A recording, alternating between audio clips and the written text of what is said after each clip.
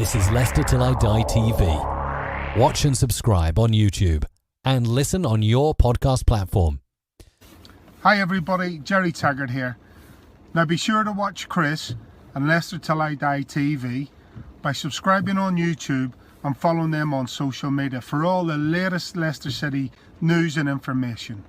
Come on you foxes! Strap yourself in, because we're set up, switched on and ready to go.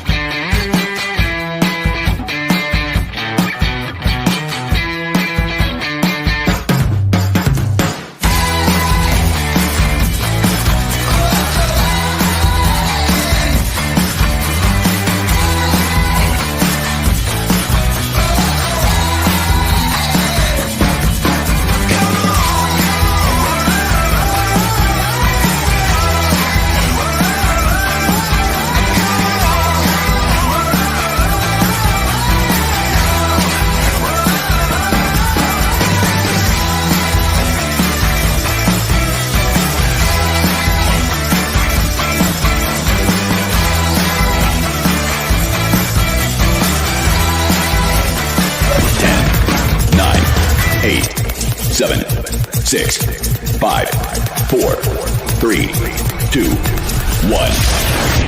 And it's live. Good evening, Foxes fans. How the devil are you? Sad. Can you believe this weekend the season finishes? I mean, it only seems like 5 minutes since we kicked off against West Brom. Where's it gone? And what we're going to do? Well, we've got the Euros, but come on, that's England. There's not a Leicester player in there who's bothered about England.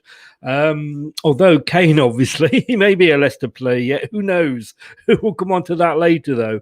This is Leicester Till I Die TV. You can catch us live on YouTube at the moment, Leicester Till I Die TV. Like I say, please give us a click and a subscribe. Would love you forever. And Facebook, Leicester Till I Die. And if you're living in the Twitter sphere, it's at Leicester TID. It's the old enemy. When I say old, and I'm going to ask the gentleman this in a second, is Tottenham have suddenly since 15-16 become sort of quite rivals. I don't know if there's the same for them, but certainly for us it has, as you will see later in the show. Well, let's get him in. It's only fair. We kept him waiting.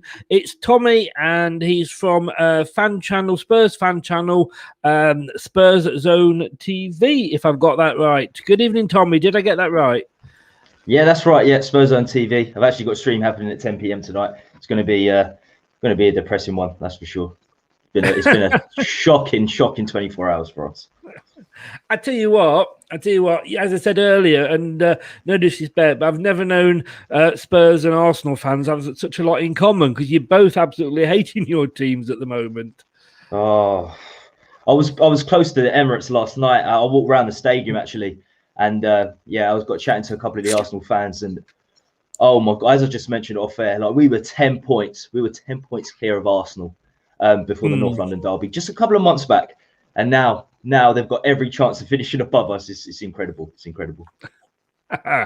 Do you? Well, I mean, we'll come on to that again in a bit. But do you feel this sort of rivalry between our two clubs at the moment? It's something I'd never really noticed before, and I've never really disliked Tottenham in any form. I've always quite liked them. They're always fun to watch, and even when you had Aussie Ardealers and you were going to, you'd score 4, but you'd let in 5, but there were good times. But since the Premier, I hate to say it, since we beat you in the Premier League title race, for Leicester fans, there's certainly that sort of rivalry. Is it the same for Tottenham fans? There's certainly something there. We're always going to be I think that was our best chance of winning the Premier League title, and the way things are going, it looks like it will be our best opportunity ever to win the Premier League title. So a rivalry, and I suppose a lot of it comes down to bitterness, because we always, as Spurs fans, should have been our year. If you look at all the Levy outers, they're a hell of a lot. ENIC outers, Liverpool outers, Spurs fans. A lot of it comes from that season, that 15-16 season. Fair play, you deserve to win the league, but we never invested. from that point on. So it's such a big year, and it's on the top of everyone's minds. And right now, how bad we truly have been since that point. And it gets worse for you, Tommy, when we have Arsenal fans coming in here to say hi to us. Just maybe and one of my mods, I think you know Mel, don't you, Miss Melina? She's an Arsenal fan. Yes, I see her, she's not too biased, to be fair. There are worse Arsenal fans. There's a lot worse. We got her almost as an honorary Fox. I mean, when the ESL went ahead, she was considering sort of stopping supporting Arsenal. We were going to accept her into the Fox's fold, But I actually have got some video footage from that 15-16 season of the title running between you and us. Well, let's just. Oh my. Yeah, that pretty much sums it up. I've sort of like that's gone to the back of my mind. That season as a whole has gone to the back of my mind. It really has. Yes. Yeah. Oh, sorry, I didn't mean to click on that one. didn't even know. Man, those visuals. I have to say, your intro is brilliant as well. Oh, Jerry Taggart, that's fantastic. You ever had him on? Yes, I've had him on. I had Steve Walsh on. We've got a couple of ex-players that do regular slots with us as well. So, excellent. But Jerry Taggart is great. He says it as he's not bothered. He says it as it is. Yeah, he seems a bit of a geezer, doesn't he? He seems a bit of a geezer just for that intro. Yes. But yeah, there's a rivalry, and there will be a rivalry from here now, certainly, because Leicester it hasn't just been the 15-16 season. They've come back. No. They've come back. It took a couple of years, maybe after, the sale of some of your big players like Kante and Mahrez. But, what you've got in place, we're jealous. The jealousy basically comes from your scouting system. We think is absolutely magnificent. We can all agree on that. Yeah, so we are going to be rivals going from next season and the season after, certainly. It always makes me laugh because teams out there, like with Kante at Chelsea, Maguire to Manchester United, they always come to us and play, 50, 80 odd million for players that we've paid a couple of million for, or, with Maguire, 19 million. And yet these clubs, and I'll include yourself in this without being disrespectful, where's your scouting system that's finding these in the first place? Because, we're going out, they're there because we find them. So we bought Fofana for 29 million. Man United is supposed to be interested. Well, if you paid 80 million for Maguire, you're not going to pay anything less than 100 million for Fofana. But why aren't you finding these players and investing in them in the first place? Yeah, it's lazy. I think it's lazy scouting. It's almost like we're using a Football Manager database to find our players, and that's pretty much it. That's pretty much it. I mean, I was looking at James Justin the other day as well. I know he sold Chilwell. I know he sold Chilwell 50-60 million pounds, and we talked about it previously. And you and other Leicester fans like Brad. I was talking to him Monday on another show. Yeah. We're saying that we think he has every chance of being a better player, pretty much already. And I thought he came from a youth academy. But you signed him for like £2 million from Luton, didn't you? Yes. 2, 3. Yeah. I mean, that's incredible. Yeah. That's real scouting. Is the thing. I mean, we thought we had a good scouting system in that year, under Pearson, when we had sort of Shakespeare and Steve Walsh and what have you.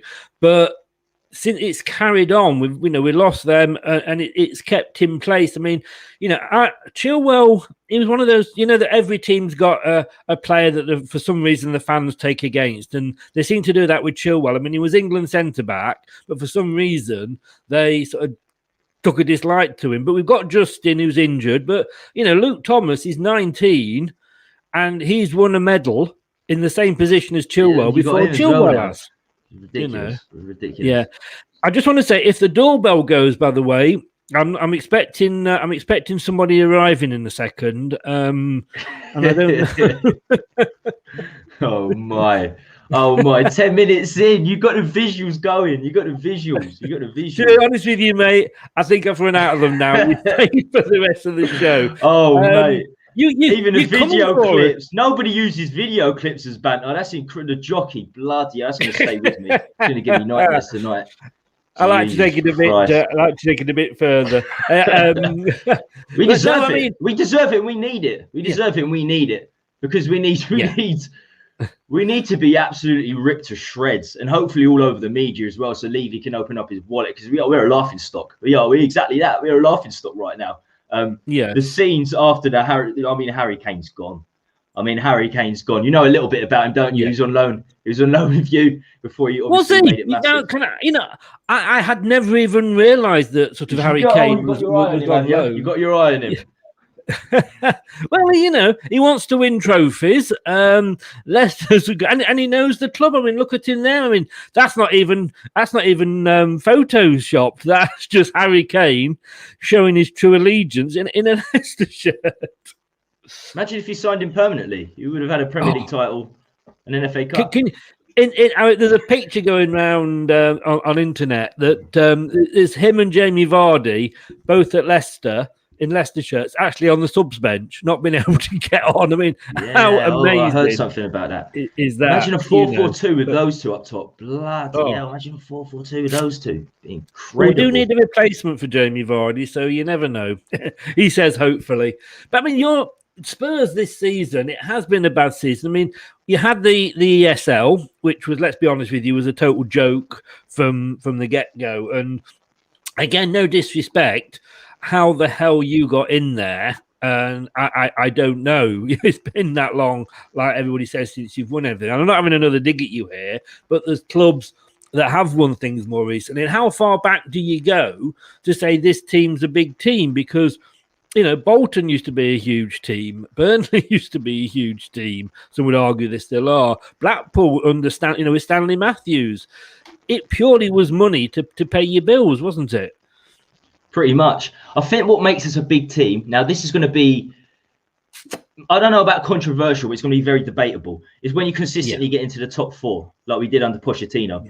Yeah. It's almost like, if you get into the top four, you're in a title challenge. You're in that title challenge every season. I suppose, this being the best league in the world, it has been for a very, very long time. Probably since the late 90s, to the Serie A, when they were smashing it. Yeah. This has been the best league in the world. Yeah. So, so with that in mind, that's probably where we get this sort of big club status. And we have got finances. The owners have the finances. They don't release them. They don't release them, but they have the finances. So that's probably what makes us a big club. And that's fair in a way. I suppose it's fair in a way. But to be honest with you, even those top four finishes, other than the year you won it, we're never really in a title race. We were never really in the title race to begin with. So we should never have been. We should never be in that top six. We should never be in that top six. And I'm just glad the ESL didn't go ahead. I've been at a protest recently, and that's at the Spurs protest. They're even more depressing than the Villa game last night. How many showed up? Well, it was awful. It was awful. How few showed up on the weekend. Couldn't be bothered to even turn up to protest. Proper Spursy. In COVID terms, this is a night out to protest, isn't it? You know what I mean? Yeah, I suppose. But I hate to do this to you, and it's not another graphic. Don't worry, but. You remember Arsenal under Wenger, they built the Emirates, but then didn't have any money to spend to get players in. You've got this fantastic stadium, which, let's be honest with you, we can go on and on and on about our training facility, which is magnificent. It is probably one of the best in Europe. But your stadium, you've got to say it is absolutely brilliant. It's fantastic. But my God, is that going to be an albatross around your neck for the next 10, 20 years? Very, very possibly. Very, very possibly. It's a bit of an excuse if the owners are going to use that to not invest in the club. That's certainly a big excuse. When the money is there. The money is clearly there. It is a stunning stadium. And you mentioned youth facilities. Our Hotspur Way, our youth facilities are magnificent as well. Really top youth facilities. Hopefully we get the next manager in this summer, and he's got a bit of youth. He is good with youth, because if that happens, we've got a big youth team. We've got a big youth team. We've got a big youth team waiting there. It is the way forward, youth, isn't it? Because the money, even without your huge stadium and what have you, money is difficult because of the COVID. The clubs haven't got the money that they had. Our owners are and I've said this many, many times, that our owners are in the travel business, which has just been devastated. So we've got a good youth team. We've got players out on loan that we're going to be bringing back that have done, going to be, new Harvey Barnes, if you like. But that's got to be the way forward, hasn't it? Stop spending 30 million quid on some unknown striker that you're taking a gamble on, and bring the youth through that you've watched progress from, when they're 8, 9, 10. Of course. And we need a manager that's willing to do that. That's willing to do that, to take the time. Jose was one of the worst appointments we could have ever had. I was going to come on to that because just before Jose, and we'll come on to Jose in a second, Pochettino, regrets in terms of sacking him. Regrets in terms of sacking him. He won the Coupe de France last night, didn't he? He won the Coupe de France with Paris Saint-Germain. I've seen. I wasn't going to mention that. I don't like. I'll knock Spurs down, but I don't really want to kick you too much when you're down. Do you know what I mean? But come on, people! Bloody hell, come on, people! The Coupe de France, Paris Saint-Germain. Honestly, Paul Merson can win trophies with Paris Saint-Germain. They're that bad. I mean, you can't start looking at that. You can't start looking at that. But the investment has not been there. And as I said, the manager, we need to get a manager in. Hopefully Ten Hag from Ajax, because we're not Ajax. We talk about one of the best academies in Europe, Leicester. Ajax is probably the best academy in Europe, behind Barcelona. So to get that sort of manager in is absolutely key. And Brendan Rodgers doesn't really stick out as someone. He doesn't really stick out as someone to me that would go into the youth system and start bringing players through. I think that just goes to show how strong the Leicester youth system is. I'm not sure if he'd done that at Celtic. I don't think he really done that at Celtic, or maybe Swansea or Liverpool. I think he brought Sterling through. So it just goes to show the strength of your youth academy and how much we're crying out for a manager that will use it. Use our youth. I think one of the worst things football ever did in this country was to get rid of the reserve teams, because the youth came through and there's nowhere for them to go other than loaning them out, which obviously has its benefits in other ways, of course. But we've always had a good youth system. As Stephen Collins said there, as much as we hate, or say hate might be a strong word, but as much as we dislike Claude Puel when he was here, he started it all off with the youth system, starting to bring the youngsters through. Brendan's taken it on, and he's come out and he said, that's the way he's looking forward. And it's a case of having to. We've every club's been the same this season. We've all had problems with injuries because of the short pre-season last year, and all the games that we're having to play all squashed into a shorter season. Injuries have been horrendous. So, we've had to rely. Luke Thomas, like I say, left back, 19. If you'd have said to me, in September, you're going to have this young lad come through, I'd have said, who? Never heard of him. And yet incredible. Here he is. He's played in the Europa League. He's scored in the Europa League. He's played at Wembley. He scored against Man United. He's got an FA Cup winners' medal. It is the way forward. And sometimes these injuries, a couple of injuries to fullbacks. You talk about fullbacks in particular. It was the same with Wan-Bissaka at Crystal Palace. They lost their two right backs. They had to throw Wan-Bissaka in there. They had nobody else. So they brought him through. They brought him through the youth. A season later, he's 50, 60 million pounds to Man United. It's absolutely incredible. It's absolutely incredible. And Claude Puel, it's funny you should mention Claude Puel. I didn't think I'd hear a positive word said about him from a Leicester fan, to be honest with you. I really didn't. We've had a lot worse. I'm going to be honest, we have had a hell of a lot worse in our history. It's just that when we got him, had he come in maybe 3 or 4 managers previously, say pre-Pearson, we'd maybe have seen him as an okay manager. But he's following on from like he was from Ranieri and Shakespeare. He was always going to struggle, but he did, like I say, bring some of the youth players through. But like I say, Pochettino left, and then you brought in Jose, who, like you say, he doesn't. I don't think he knows youth academies exist, does he? He'd sooner go out and buy a ready-made player. Yeah. It was a surprise. I must admit, it was a surprise appointment going from Pochettino, because I like Pochettino, and I know it's easy for me to say I didn't see what he was like at the club, but he didn't have a particularly bad. All right, he never particularly say won you an awful lot, but from where you were, I don't think he did too bad, but you replaced him with Mourinho, and to the outside world, that looked a strange choice. I mean, he was legendary. He was Pochettino. It goes down for our fans as a legendary manager. He didn't win anything. We loved him that much. Yeah, we got one of those. Yeah. We really, really did. We absolutely adored him that much. I think, I skipped the Pochettino question you asked me earlier because this whole Coupe de France is in my head. Do you know what I mean? Because it's everywhere. But my view on Pochettino was he was fantastic in the 4 or 5 years he was there, but he was a risk. He was a massive risk because he didn't, when he was at Southampton, he didn't speak. He was like Bielsa. He wasn't speaking English in his interviews. They were like 10th or 11th. So it was a massive risk. Yeah. But he was a fantastic manager for us. A lot of people wanted him sacked at the start of last season because we were that bad. We were like 14th or 15th. When Mourinho took over, and I have to say, regretfully, I was there as well. The players just looked gone after the Champions League final. They just looked like they had enough. They weren't backing Pochettino up. And for me, Mourinho was a stopgap. He was always supposed to be there. For me, you use him to the end of last season. You have him to the end of last season. You go from there. You go from there, and you look for an attacking manager. We've always been. We never win anything, but we always play attacking football. It's what the Spurs fans expect. And to go to that to 25% possession, the way we've been for the last year or so is just not. It's not good enough. It's not good enough for us. And Levy giving him a 3.5-year contract, 220 grand a week when he first signed is the contracts Levy gives out is ridiculous, especially how his Chelsea tenure ended. I think they were 10th. They were 10th when he was sacked from Chelsea, and obviously the whole Man United his time there was rubbish. So to be given 3.5-year contract was crazy for me, absolutely crazy.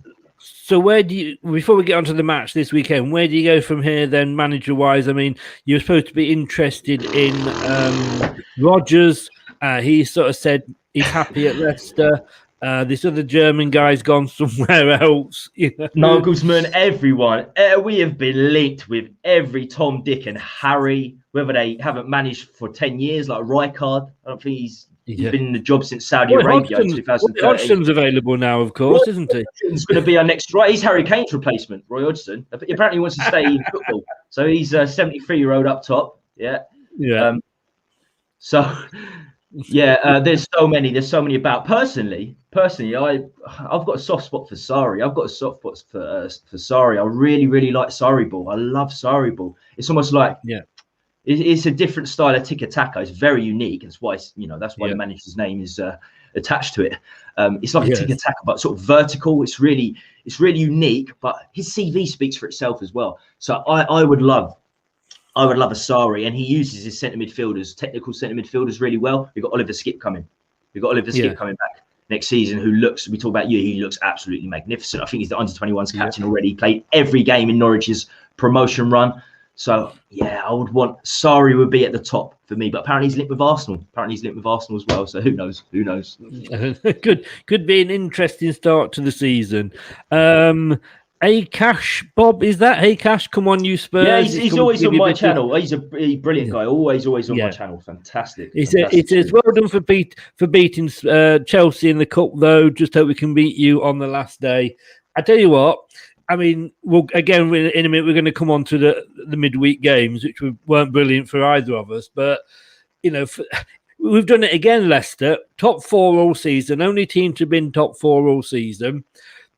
Week 37, we're 5th. We've dropped out the top 4. But we won the FA Cup. And I don't know how you would have felt as a fan, but to me, it's like, I'd sooner have the FA Cup every day and finish 5th, which is the lowest we can finish. But that was such an emotion. I'll be honest. I'm going to be honest here. I cried when you won the FA Cup. It was your first ever. I couldn't believe it when I was hearing about it last week. It's your first ever FA Cup. It's Leicester's first ever FA Cup after a fair few finals as well. It was our 5th attempt. Nobody's been in the final more than us and not won. And we were the biggest club not to have won it. So there's a lot of albatrosses gone off our neck. And to be honest with you, I think for me, it's a statue for Rodgers next to Ranieri's if he ever gets one. Oh, really? To that extent. Well, it's a big thing for Leicester. I mean, we've basically won everything in this country now, because we've got the League Cups, we won a Community Shield, albeit years and years ago. We've won playoffs. We've won League Two, we've won the League One. Sorry, we've won the Championship, we've won the Premiership, and that literally completed the section. And Rodgers, if you'd have said to me, even a couple of years ago, you're going to win the FA Cup, I go, yeah, no way. And yeah, Pete, I was crying like a baby. I'm old enough to remember the last time we were there in '69. So yeah, it was emotional. It was emotional. But come on, hey, we've got Spurs on Sunday, 4:00 kickoff. No, it's not. Yes, it is. I'm going to be honest with you. There's been so many changes to matches this season. It's 4:00 at the King Power. It's on Sky Sports, LCFC Radio on the LCFC website, or Radio Leicester if you're within the county boundaries. We're pretty even on recent games, though, when we're looking at sort of our last meetings. We beat you earlier on in December. You helped us out with that. Thank you very much with the own goal. You beat us 3-0 before that when we were on our dreadful run. We did you 2-1 before. I mean, it's pretty much even there. It's, we win one, you win one. We win one, you win one. It's got draw written all over it then, hasn't it? It's got draw written all over it. It really has. Yes. Yeah, it's been a rough week. The way Leicester were playing, if I'm honest, it wasn't just the results they were getting. The way Leicester were playing, I don't know, about 5-6 weeks ago, you could see this happening. You could see the top four being a struggle, especially with your running. Yeah. You had an unbelievable running, haven't you? So I could see, not being too disrespectful, but I could, you just could see it happen. Did something similar happen last season with Rodgers? Yeah, well, last season we didn't come back from COVID very well. We were again doing brilliantly in COVID. We were 10 points clear, I think, and we just had that eaten away. And once it starts to eat away, it happens week in, week out. This season we've never been that far ahead, but we've constantly been in the top four. I mean, my argument was that our last three games were Man United, Chelsea, and yourselves. We have beaten every one of you this season.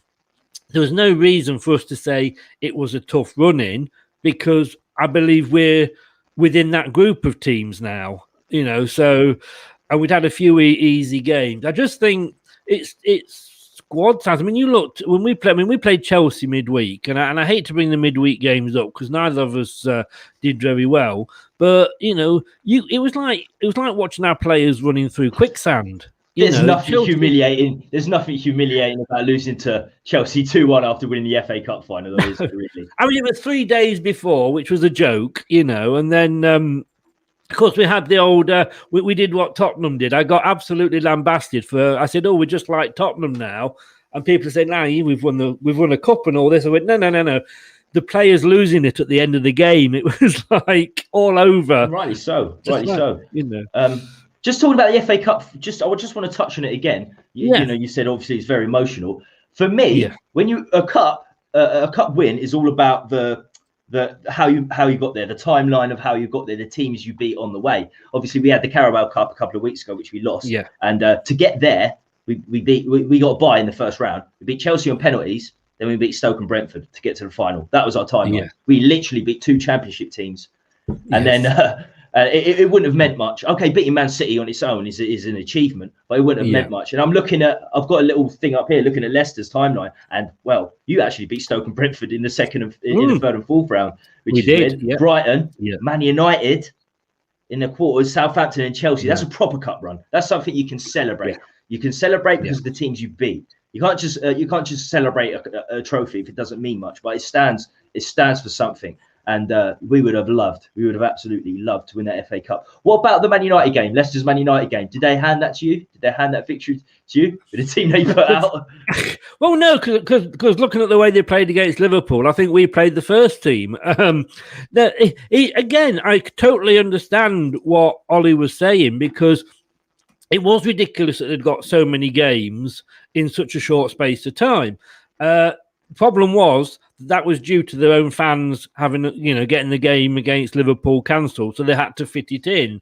This was the first time that we were having to sort of cram the FA Cup. The FA Cup always is, apart from one season when Wigan won it, is always the end of the season. And yet it's crammed in here with, a couple of games still to go.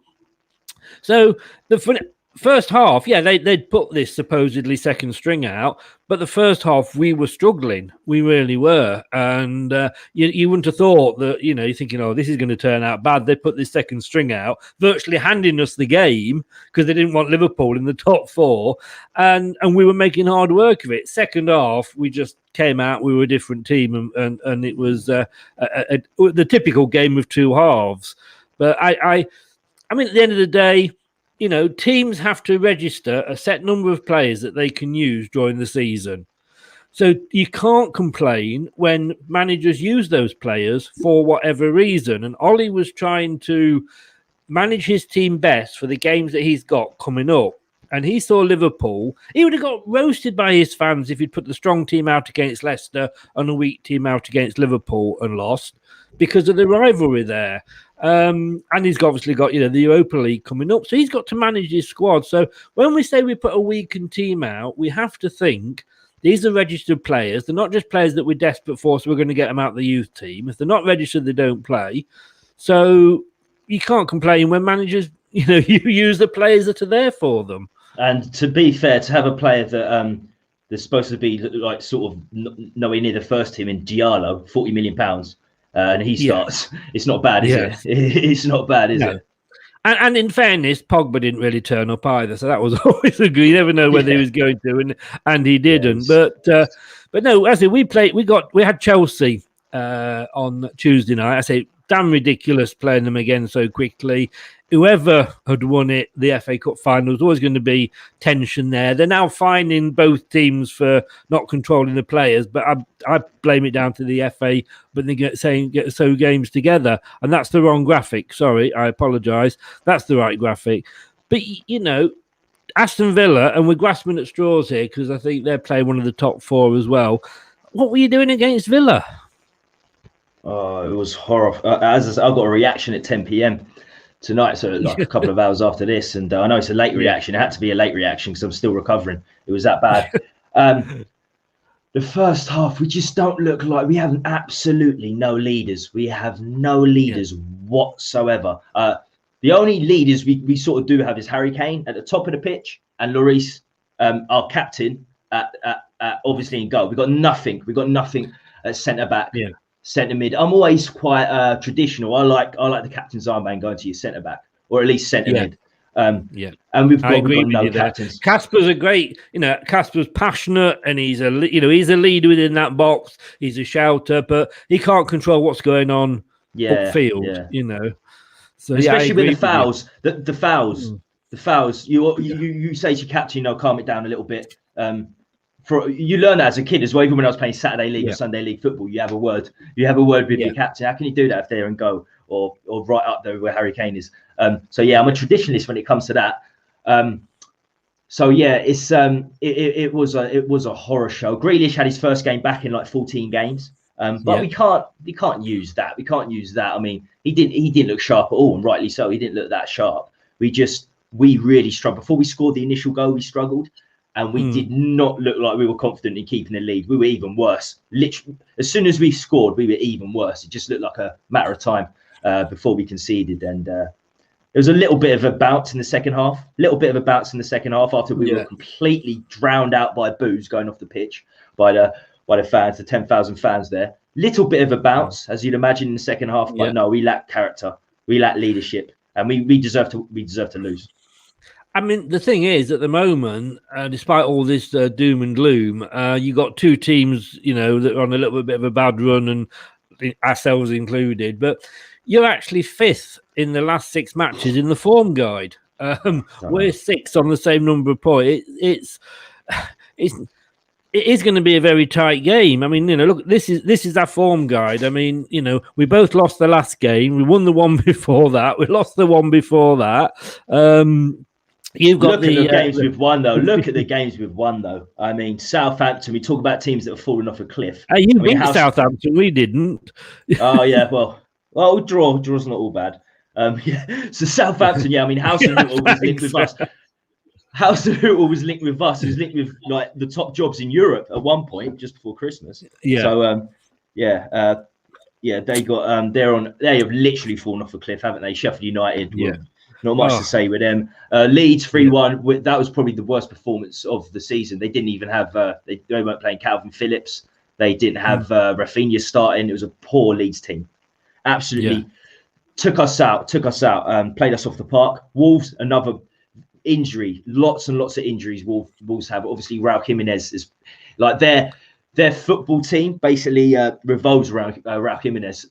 They've found that out this season, and I'm hearing that from the Wolves fans. So we beat them as well. But the last 5 games, if our form's good, it's we have played weak opponents. We really have played weak opponents. Yeah, I mean Ryan Mace. I know I say Sheffield United. They just they just give you 3 points, don't they? But you got Ryan Mason in there covering until whoever you sign.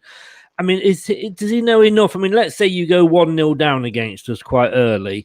Does he have the nous to sort of be able to change things to see what's going on? I mean, he's played Bale a lot more than Mourinho ever did.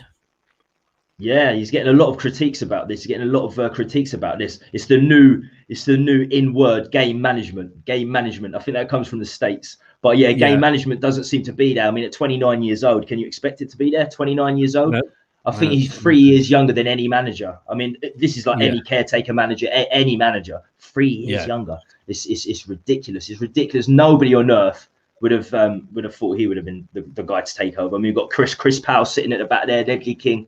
Nobody would have imagined it would be Ryan Mason taking us to the end of the season. But you got Chris Powell. I mean, he's the next manager, isn't he? I love Chris Powell. I absolutely love Chris Powell. We had him at Leicester for a while. Yeah, he's a great guy. Yeah, he did Southend. I think he was, Southend are going into the National League for the first time in their history, and I think he was there not long ago. So it's not.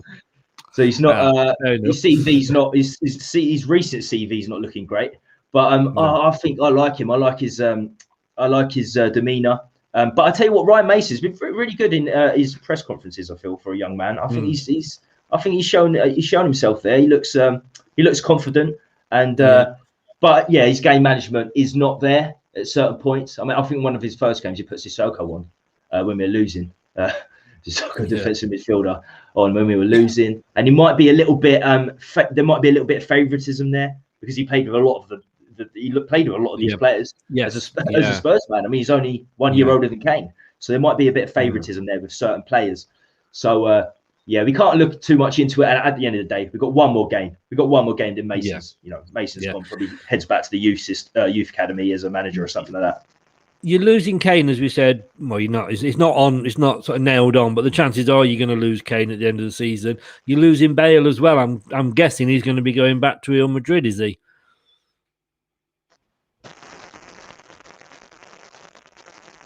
Hello. Sorry. Is it working now? I think we lost each other for a minute then. Yeah, no, it's Kane. We were talking about Kane, weren't we? We said Kane's possibly going at the end of the season. Bale's going to be going, isn't he? He's back off to Spain and his golf course.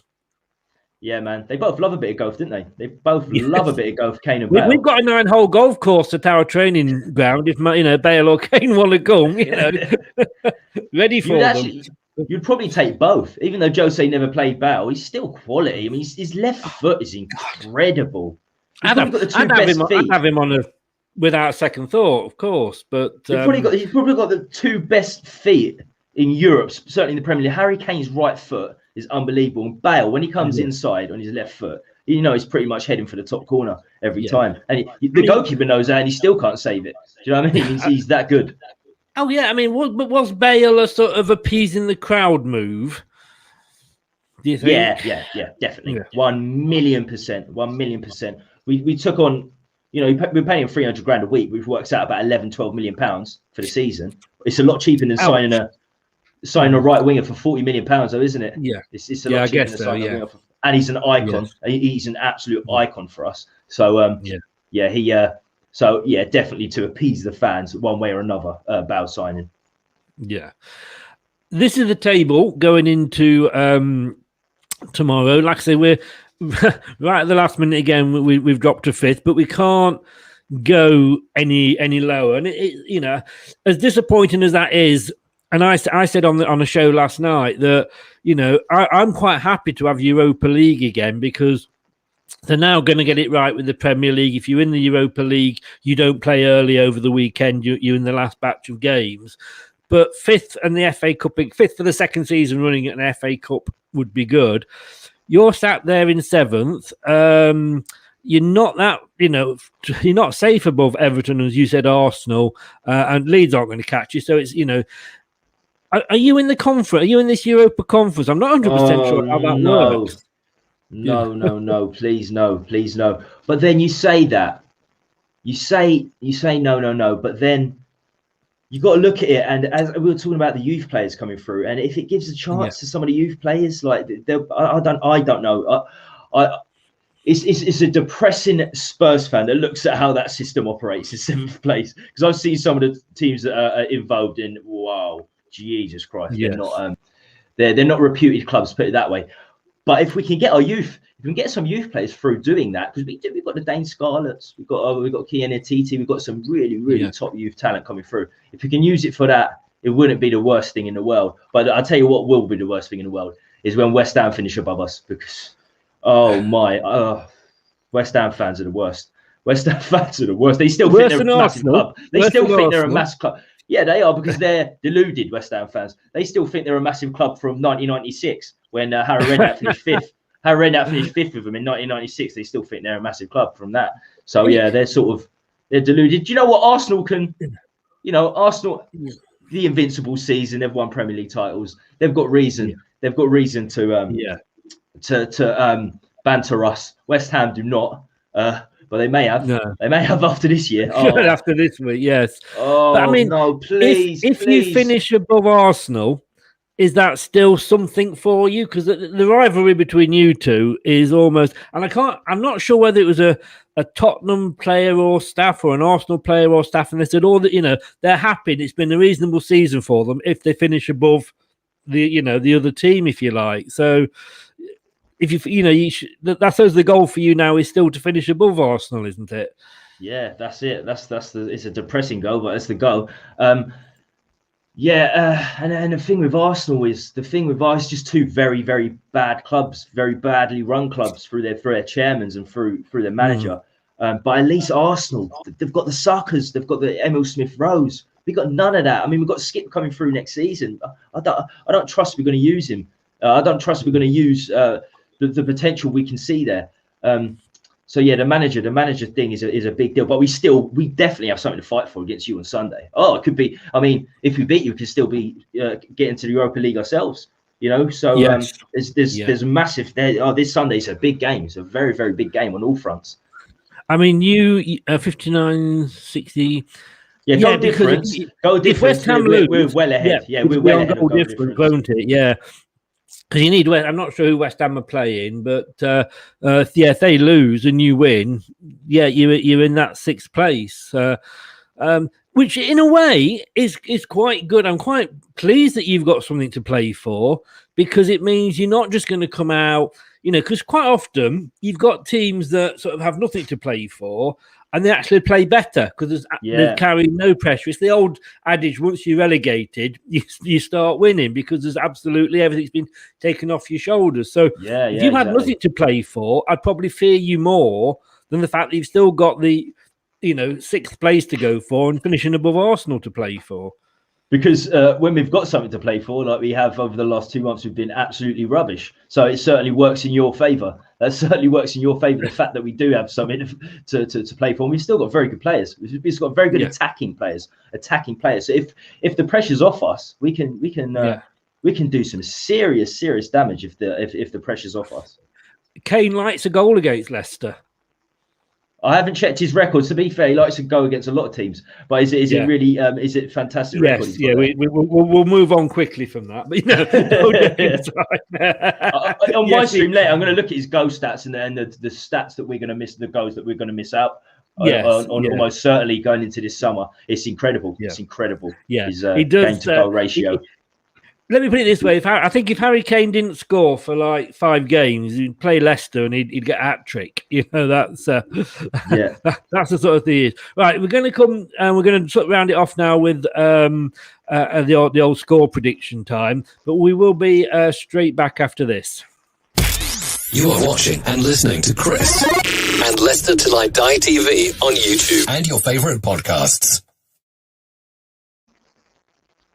You are indeed. So we do this thing on my website, LeicesterTillIDie.com. We got 3 ex-players and myself do this sort of mini league for score predictions throughout the season. If all I'll say is I'm 9 points ahead of 3 ex-professional football players. Not that I'm bragging, of course, and I hate to keep mentioning it, but I won't stop mentioning it. You know, do really?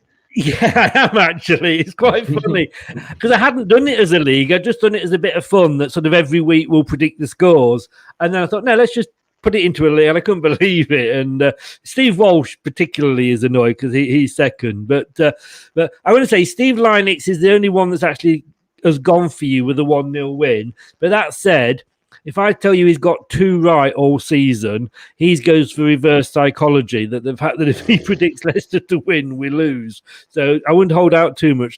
Steve Walsh has gone 2-1, as has Ian Marshall. I was going to go 2-1 because I've gone 2-1 for the last 3 or 4 weeks. So I actually upped it to 3-1 because I think having had that game against Chelsea when we were awful, when we had the fact that we were in the top 4 all season and we've now dropped out, there's 2 big incentives for us to go and get something. It's not in our hands. If Liverpool and Chelsea win their games, it doesn't matter what we do, but I just think Rodgers will have them up. If the players can't get up for this, then there's something wrong. So I've gone for a 3-1. You're not going to sort of predict against your own team, though, are you, Tommy? No, of course. That's why I'm surprised with Steve Linux. I could never go against my own team. Well, in fairness, although he played for us, he wasn't like a Leicester lad, if you like. So, okay, but he did admit it about 10 games ago. He said, well, I'm not going to win it. So every time I say we're going to win, we lose. So I am going to use reverse psychology from now on. So we all know what he really thinks. But what are you going to go for, Tommy? I'm going to go for a victory, but we're certainly going to concede with this defense. I think it could be a go fest. I really do think it will be a go fest. And you say about the pressure. We've got something to play for. We have. But it was so bad against Aston Villa. We usually do react. Yeah. It seems to be win, loss. So I'm going to predict a 3-2. I wouldn't even be surprised if it's like one of those, 7-goal games. It's just we've had them in the past, haven't we? Yeah, it'd be a great finish for Harry Kane's career. Get a brace, even a hat trick. Spurs career. Yeah. We probably saw his last ever home game yesterday. It's hard to come around to that, but we probably saw his last ever home game yesterday. This could be his last ever Premier League game Sunday. So Premier League game for yourselves, I think. But of course. Did he react? I mean, there's pictures going round. Did he react at the end like a player that was off? Yeah, almost certainly from what I saw. And there's what do they call it? Not body, lip expert. A lip expert. And he's basically, calling Daniel Levy a twat, and see you later, I'm off. Really? Yeah, he's apparently he's a really reclaimed lip expert. So everything's pointing towards that. The only thing is he's got a 3-year contract, and Daniel Levy's a master negotiator, so he can't just say he wants to leave and go. It just won't happen under Levy. So unless there's a suitor, which I will talk, but we're going to talk about a lot over the next few weeks. If there is a suitor and if they have the money, it will be his last ever game on Sunday. If you're not going to watch it for any other reason, even neutrals, watch it for that. Yes. I mean, do you not think that it comes to a point where you go, look, he doesn't want to be here. The rumours are it's going to be Man City. Let's get millions and millions and millions for him. As long as that money's put back into the club, it's not going to be a bad thing, is it? He deserves it. He doesn't want to be there. He deserves it. He's been unbelievable for us. Honestly, we're talking about 120, 150 million pounds. Honestly, if someone came in at 60, 70 million pounds for what he's done for this club, I'd be like, you shouldn't be here. You don't deserve to be you don't deserve to be around this dross. And I'm talking players, chairman. We don't have a manager. Yeah. It is dross. He deserves to win trophies. I would take £67 million. We know it's not going to happen with Daniel Levy. No. But yeah, fair play to him. He's been an absolute incredible player for us, a loyal servant. So he deserves to win. Yeah, as I say, he deserves to win trophies. Yeah, so. yeah. It's scary to think how long he's been around and he's not got anything. But there we go. I mean, all I'm going to say, one last question. Tomorrow, 4:00, King Power. Are you finally going to get us? Because we've been waiting for you for sort of 4 or 5 years now. You said you were coming for us, and we've left. I've left the door open. I've had the kettle on boil, and you're still not here. We're coming. We are coming. We're bringing everyone. We're bringing everyone to the party. We are coming for you. We're gunning for you. Tommy, give a shout out about your show tonight and where people can find you and watch you and what have you. Right, so as Chris said at the start, I'm Spurszone TV, relatively new channel, been going a couple of months now. I can't, as you said at the start as well, I can't believe how quick this season's gone. So it's been unbelievable. We're going into the last game this season. So as we come into the end, going into next season, I'm going to be delivering more content, but I need those subs. I need those views tonight. So if you can pop over to my channel at 10 p.m. tonight, get over there. Get liking the stream, get in the chat, tell me what you think, and certainly sub to Chris. This is a magnificent channel, and you've been on my channel once or twice. And yes, I always see. Yeah. I've come on and giving you hassle, you know that. Yeah, man, we deserve it. We deserve it. But I always tune in as well. But I never actually saw your stream from the start. So the intro is magnificent. One of the best intros amongst all the stream. It is fantastic. Cheers, mate. So thank you. Get subbing to Leicester till I die. And Spurszone TV, if only to go on tonight and give him banter when he's talking about Leicester. Yeah, give me banter. Give me banter, man. Give me banter. Hey, it's nice. Need. It's nice to have banter, and because I honestly, I'm one of these. If you're going to give banter out, take banter back. You've got to do it both ways, and it's great to be able to do that without the thought that you might. It's hard for us to give anything back now, though. It's really difficult for us to give anything back. But I wasn't going to say that, but hopefully next season things will change. The next preview will be different. The next preview. Well, we'll see. We'll see you for that definitely, because we'll both be here, and we might meet in Europe. Who knows? Tommy, I won't say good luck for tomorrow because I'd be lying if I said it. I won't mean it. But good luck in your search for a manager, and we will see you next season. Thanks a lot for coming on and being so open and taking the banter. It's a pleasure. Absolute pleasure. Come on, all the best, mate. Stay safe. Stay safe, bud. Cheers. See you later, man. Cheers.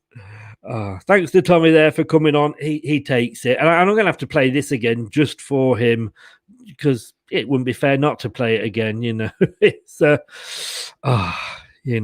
it's funny that Scotty, he's gone now. He was in the green room. We put that on. He's gone.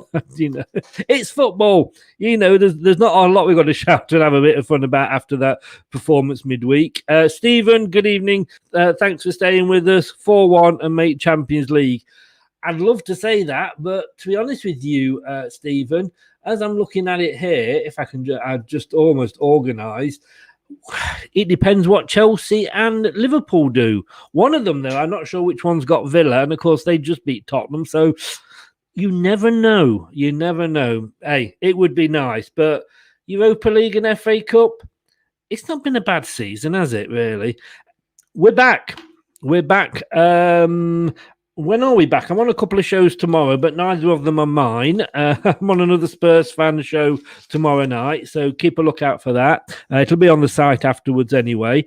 Shows we've got coming up is Friday at 4:00. If you go to S Featley TV, that's SFEATLEY TV, give him a subscribe. He's an Arsenal fan, but he does a lot of non-Arsenal content. He's really, really good, and his whole channel is for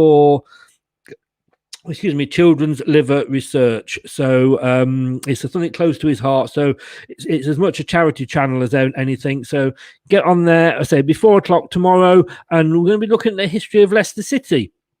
And then tomorrow we're going to have the Premier Hotspur TV, 8:00 tomorrow night. I'll be on that, probably having a go at the Spurs fans again. And why not? They deserve it, don't they, really? Let's be honest with you. Saturday, 7 o'clock, Saturday night, it's the preview show, me and Craig, with our completely biased look at the game that's ahead. And Craig will be trying to work out what team, after that performance against Chelsea, Brendan might put out against Chelsea. Sunday, 2:50. Catch us when we bring you the team announcements for the for the Tottenham game. We played Chelsea enough, haven't we? That's 2:50, and at 6:30 there'll be a post-match show when we have got this to give out. It's a prize package. There's a towel in there. I have got one up. You can probably see it over to my left as well. That's courtesy of footytowels.co.uk. Minding my own footy business, that is the Barry Pierpoint book we've been talking about a lot on this channel. He's a great supporter of the channel. Leicester City's first ever chief executive. He's written that book and he'll sign it and put a personal message in there for you as well. There's the goal picture from Iconic Sporting Moments there on Twitter, and Iconic Sporting Moments on the website as well, and it's basically a plan of the Yuri Tillemans goal, which you can also see on the t-shirt, which is courtesy of Art of Football. They're on again the same Art of Football on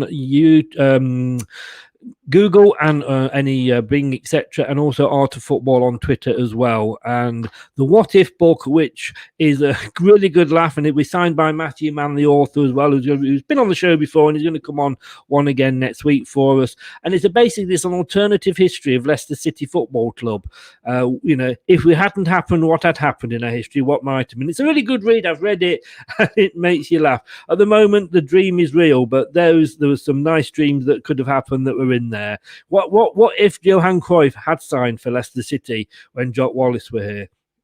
That's just one of the things that are in there, and you're going to win that. Unfortunately, Stephen and everybody else, you've got to be in the UK to win that. It is for UK residents only, I am afraid.